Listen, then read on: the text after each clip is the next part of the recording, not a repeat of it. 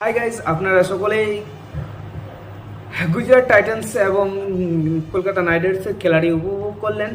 একদিকে যেমন কলকাতা নিজেকে অসহায় মনে করছিল, অন্যদিকে সেরকম এই গুজরাট টাইটান্স যেভাবে ব্যাটিং করলো তারা বুঝিয়ে দিল যে মাঠ আপনাদের হতে পারে কিন্তু দাবদাবা আমাদের থাকবে।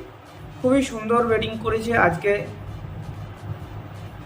গুজরাট টাইটান্সের ক্যাপ্টেন এবং তার সাথে সাই সুদর্শন এবং জস বাটলার খুবই সুন্দর ব্যাটিং করেছে, যার ফলে নাইট রাইডার্স এক কোণে চলে গেছে। পরবর্তীতে যখন ব্যাটিং করতে আসে একের পর এক উইকেট যেতে যেতে একসময় মনে হচ্ছিল যে কলকাতা নাইট রাইডার্স নিজের খেলাটাকে সারেন্ডার করে দিয়েছে, তারা আর চেস করার দিকে এগোয়নি।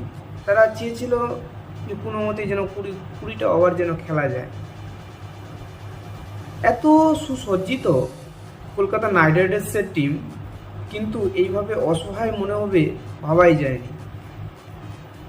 তো কলকাতা নিজের অস্ত্রকে শান দিতে পারছে না এবং মাঠে প্রতিটি প্রতিভাকে তুলে ধরতে পারছে না। তারা ডিফেন্ডিং চ্যাম্পিয়ন ছিল, কিন্তু সেরূপ এইবার খেলাটাকে তুলে ধরতে পারছে না, যার ফলে আজকের এই পরিণতি।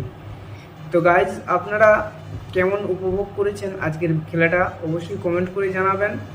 আমি খুবই হতাশাগ্রস্ত, নাইট রাইডার্সের কাছে এই আশা করিনি।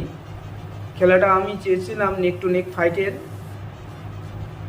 হোক বা হবে এরকম মনে করছিলাম, কিন্তু হয়নি, খুবই দুঃখজনক। তবে আমি জানি পরবর্তীতে নাইট রাইডার্স ঘুরে দাঁড়াবে এবং যোগ্য জবাব দেবে। তো ধন্যবাদ গাইজ, আপনারা অবশ্যই আমার চ্যানেলটিকে সাবস্ক্রাইব করবেন, লাইক করবেন, কমেন্ট করবেন। ধন্যবাদ। আবার পরবর্তীতে দেখা হচ্ছে আপনাদের সাথে। Good night.